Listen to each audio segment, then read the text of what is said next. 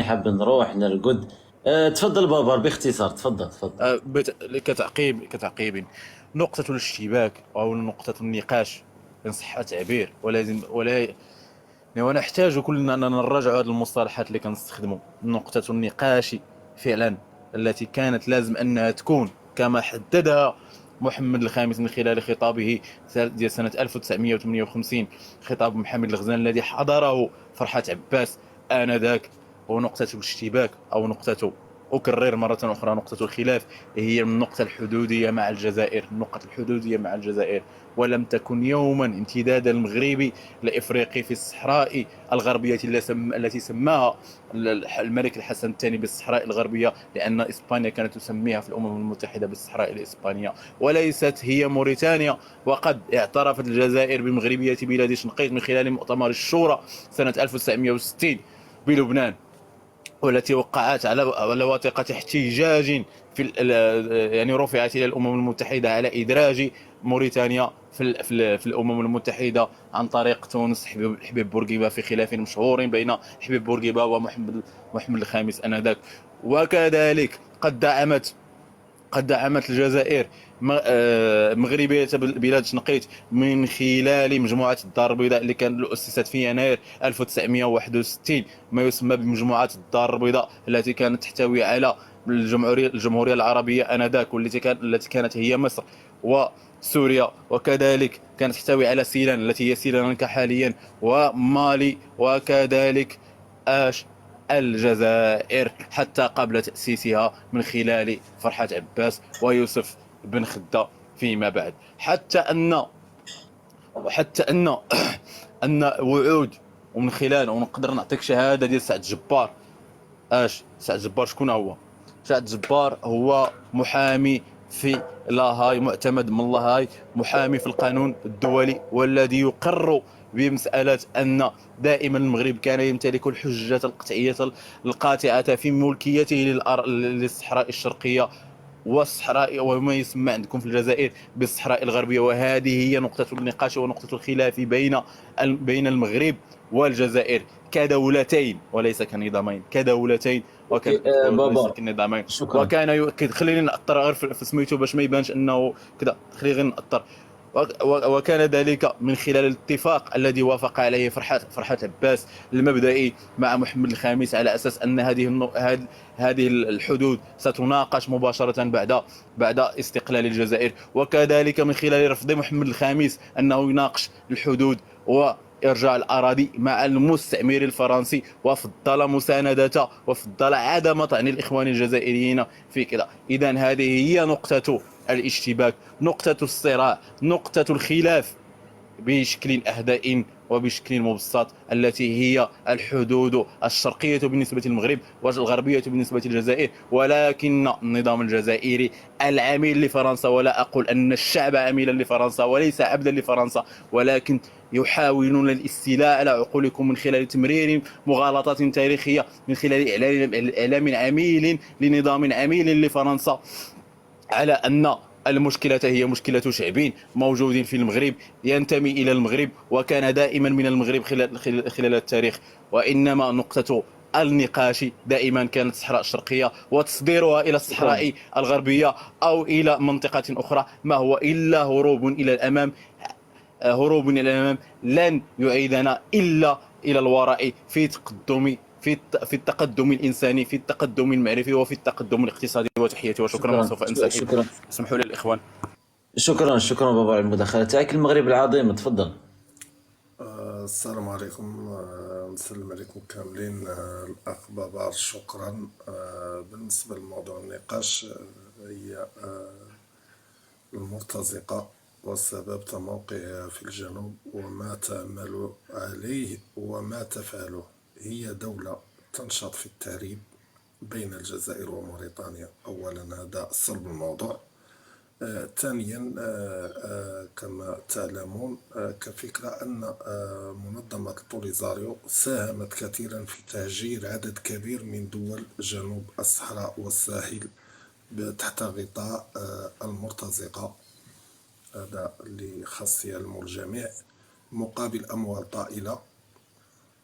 هذه فكرة شمولية، وزيد عليها بزاف د الحوايج يعني ديال اللي ما خاصهاش ما تقالش كاع في هذا اللايف. بالنسبة للأخ الفنك الجزائري، أنت جزائري، فما دخلك في قضية الصحراء المغربية؟ وما سبب تعليلك في جميع اللايفات والدفاع عن البوليزاريو؟ ماذا جنيت من وراء البوليزاريو 47 سنة؟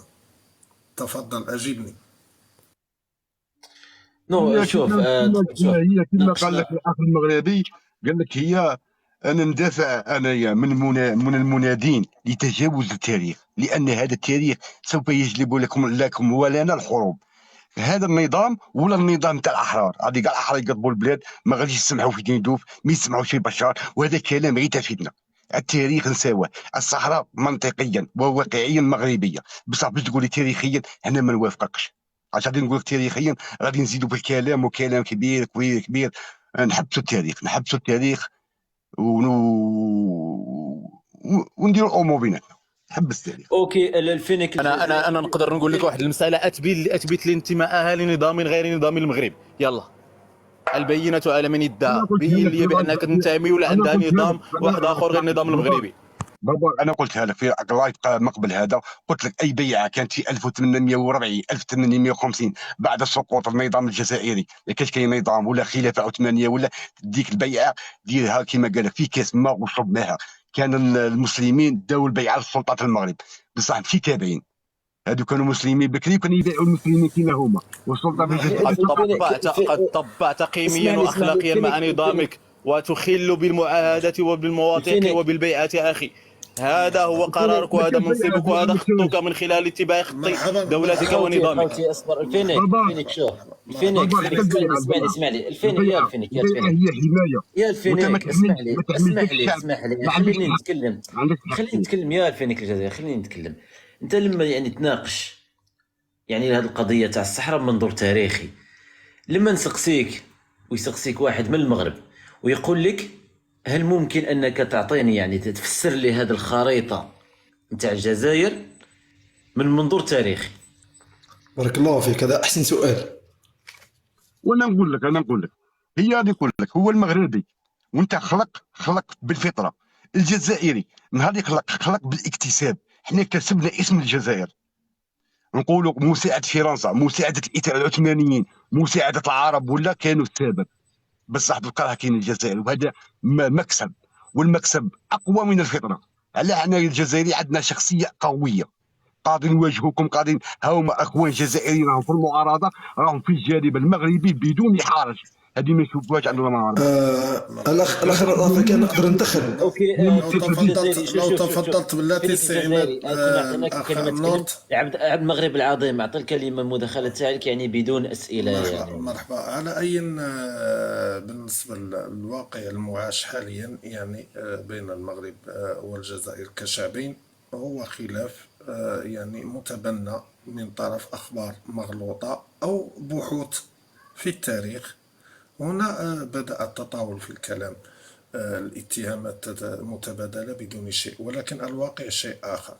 حينما نسمع عن دولة الجزائر يعني نحن كمغاربة يحز في نفسنا أن نعلم أشياء عن هذه الدولة الجارة وإخوتنا الأشقاء كما يقال، من حيث المداخل والثروات الباطنية. فقط بعض الإخوان يكتفون على أن الجزائر لها مداخل تكتفي عن الغاز والبترول، لكن الجزائر هي الثالث عالميا من ناحية تصدير الفوسفات الخام لجميع دول العالم. على أي هنا في الجزائر تعتبر الرابع عالميا من ناحية احتياطي الذهب الباطني. هذا الكم الهائل من المداخل والثروات الباطنية من بعد الاستقلال كما يقول الفنك، ويقول أنه قد تحرر يعني منذ سنة 1962.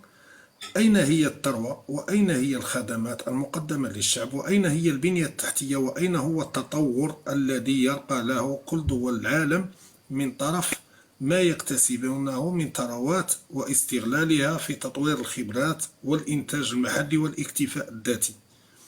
حينما يقول بعض الجزائريين أننا متحررين ورجال، وأن لنا قرار داخلي وسيادي وخارجي عن دول العالم. فعلا أصدق هذا الكلام، سأصدقه مثلا عندما أسمعه، ولكن عندما أبحث عن دولة الجزائر لك كامل القوة وعندك الهاتف والإنترنت.